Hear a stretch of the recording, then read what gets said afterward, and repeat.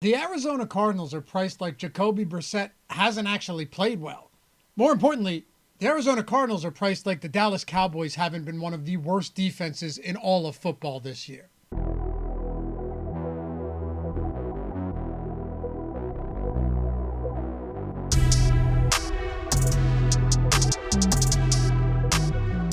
You're watching The Perfect Lineup, where Josh Engleman and myself, Dave Loughran, try and take down a tournament with one of these beauties we'll build right in this here video. And as always, you want to get involved, all you got to do, leave a comment down below if you're trying to get a free week of Sims Max. Who wins this game and by how much? I don't want the final score. You say Dallas by 10 or Cardinals by 4. And whoever's right, free week of the Sims may be coming your way when Josh spins the wheel in Thursday's video. Anyway, hit that thumbs up, subscribe to the channel, and leave a comment down below. You know how this goes. I'll lay the foundation, build out the core. Josh takes it over to the single lineup Sims, and we see what we come up with. Let's get it going. All right, first up, I'm not going to get too weird here. Now, the last lineup, we're going to get a little strange, right? Good players, but weird build. For the first one, I typically like to keep this, somewhat normal. And this is what we're going to do, right? Trey McBride, and I mentioned the pricing on Arizona. I should lead with this, right? Man, I think McBride is underpriced. I think Jacoby Brissett is underpriced. The Dallas Cowboys are literally a bottom 5 defense in every relevant metric, particularly for fantasy, as far as fantasy is involved. You know, I even think Marvin Harrison Jr., you might say he's a little overpriced, but still super viable here, and we'll talk about him in the next lineup. But the fact that Trey McBride, how do we not captain him in some of these lineups? Hopefully a lot of them. You're talking about a guy that in the 2 games he's played with Jacoby Brissett, 24 targets on 80 total pass attempts. That's a 30% target share. Not only that, but he has seen over 50% of Brissett's 15 red zone targets. He's seen 50% of the targets inside the 10, and on 2 total targets inside the 5 this year to pass catchers from Brissett, well, McBride has both of them. So, I mean, he's just been dominant. He's not doing a ton yards after the catch right now, and a lot of it's been a pretty short ADOT. But does it really matter when you're targeted, 12 and 14 times over the last couple of games? Against this Dallas defense, you can break one. But I'm not telling you guys anything you don't already know. I did want to add in, though, like I said, the red zone production, more specifically the 3 touchdowns over the 2 games with Brissett, and the red zone involvement is what makes McBride even better than we saw him earlier in the year. And we're going to pair him with Jacoby Brissett. Simple enough, right? Brissett is priced like an expensive backup, which makes no sense to me. And then we're going to throw Michael Wilson in there. Now you're saying, of course, well, how are we going to play Michael Wilson, right? This guy hasn't been good, sure, but he's going to play 80+% of snaps. He's going to run a majority of routes. And while he hasn't been targeted a whole lot, I mean, he's been targeted basically the same amount as Marvin Harrison Jr. over the last 2 games. And he actually has two targets inside the 10 over the last couple of games, too. I believe 2 end zone targets. So a big-bodied receiver could get us in the end zone against, again, a terrible secondary for Dallas. I like this build. We'll keep it at 3, but we're going to go 15% randomness for obvious reasons because we're not getting super different here at all. Here we go. Monday Night Football. Cardinals, America's team, the Dallas Cowboys. And we're starting with a lineup that is near and dear to my heart. We've got 3 Cardinals in here. Absolutely 0 Cowboys. I absolutely hate this team, so I hope we don't see them, and I hope they get destroyed. What do you want me to do here? I'm a Washington fan. Trey McBride in the captain spot. Thank you very much, Loughy. Brissett goes in, 50% owned. Michael Wilson goes in, about 22% owned. So we've got $24,700 left. We're going to use this with 15% randomness. When I click complete this lineup, we're going to get a little bit of a wiggle around some of these guys. We're going to find out who fits in best. And as I expected, I knew the moment I said it out loud that we were going to get some sort of big Cardinals lineup. We get 3 Cowboys, CeeDee Lamb, Dak Prescott, and we get Turpin at 2K, projected for about 18% ownership. We got a 103.4 projection. Ownership's at 220. I'm going to click Run Lineup Simulation to find out how well this grades out. Now, I don't want to complain too much about a 49% sim ROI, but I'm going to blame those 3 Cowboys for bringing this down from where I wanted it to be. 0.3% chance to win, 2.3% top 10, and a 40% cash rate. We left $1,500 on the table here. That's a very unique lineup for that big of a cash rate. Curious to see what we cook up for lineup number 2. No need for a wheel spin today. We had one person picked that the Ravens were going to win by 22 points. So shout out to Mike W2746. You got it. You win. Email support@stokastic.com to claim your prize. Perfect lineup number 2 for this showdown slate to close out week 9. We're going to go Marvin Harrison Jr. captain. I ran the Sims earlier today, the actual, pre-contest Sims, and we were 2x the field on Marvin Harrison Jr., and I get it. You look at these 2 games with Brissett. I know it's a small sample, but it's all we have to work with. And he only has 8 targets. He had 2 in one game, 6 in the other. It's funny, though. You go and look at his matchups that he's had this year. Marvin Harrison Jr. has actually had some pretty difficult matchups, right? Faced some good corners.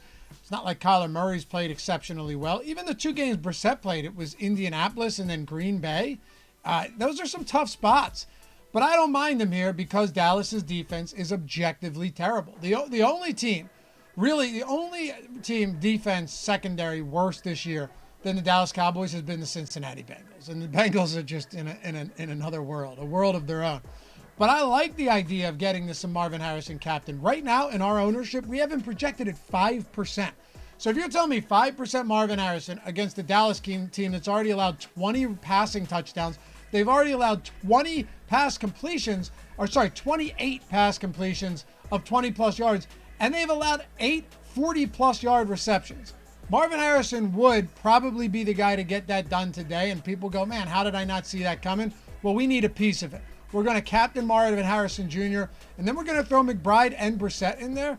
We're going to run it back with Javonte Williams. The reason for this, I know he's a bit expensive today, but Brian Schottenheimer had some, pretty negative things to say about Jaden Blue after that week 8 loss in Denver, saying you can't fumble the ball, you have to know how to pick up the blitz, both of which he was incapable of doing, and basically said there's an open competition at the RB2 spot. I would expect them to elevate Malik Davis from the practice squad, and you might just see a ton of work for Javonte Williams today, not to mention he's involved in the passing game, and is seeing around 75% of the running back rushing attempts already for the Dallas Cowboys. So I like that build. Run it at 10% randomness, see what we get.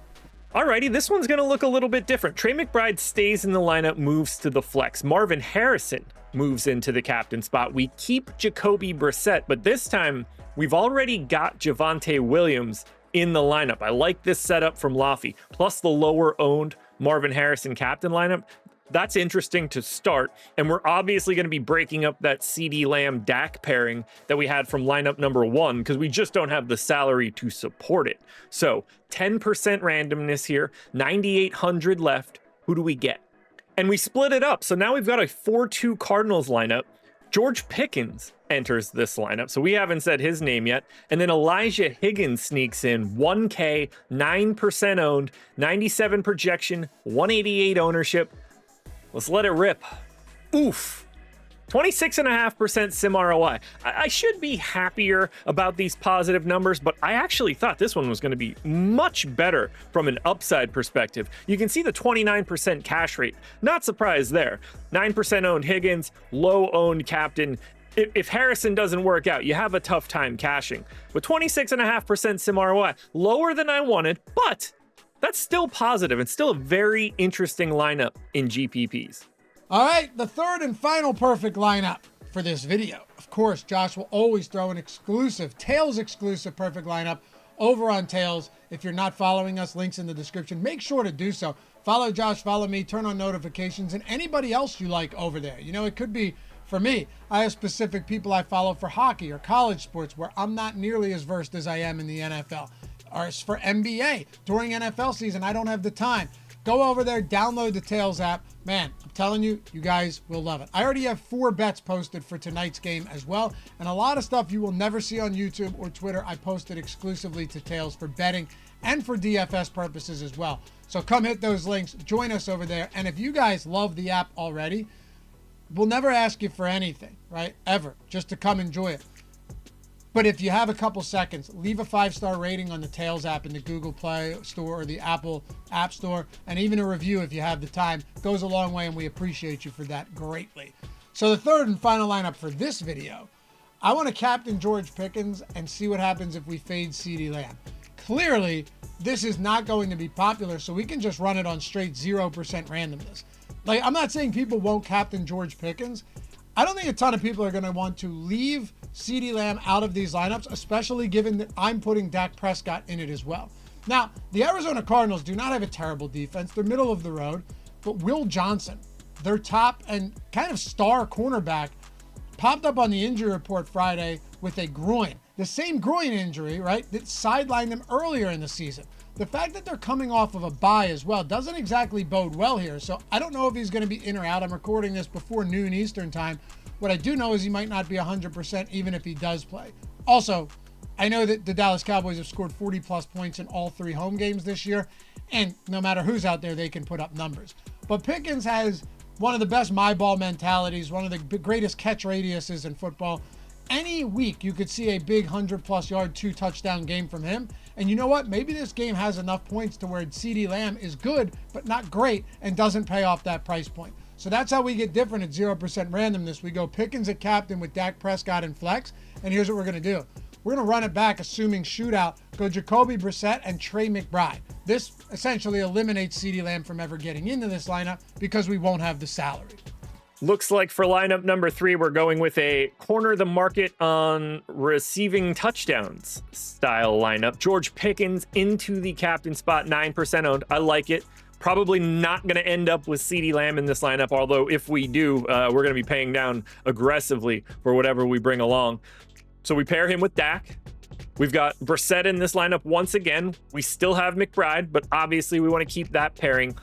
Interested to see what we close this out with at the flex. We're using no randomness. Now, in my mind, I want like a kicker or a defense right now.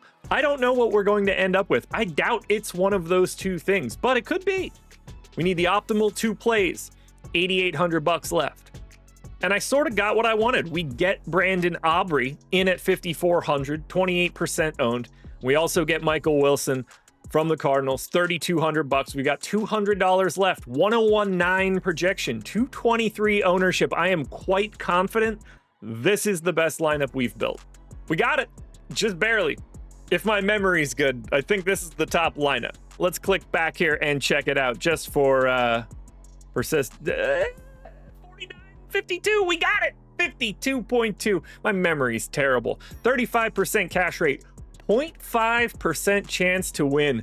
That is very appealing to me. I think that Pickens piece is just a little bit better than what we were getting out of Marvin Harrison. 3.3% chance at the top 10, that 35% cash rate. Hey, we put 3 in the green. That's all you can ask for. Keep your eyes peeled for the bonus perfect lineup posted to Tails sometime a little bit later in the day. Don't forget to hit that like button. Whichever one of these lineups you want to use, I'm confident they'll be perfect.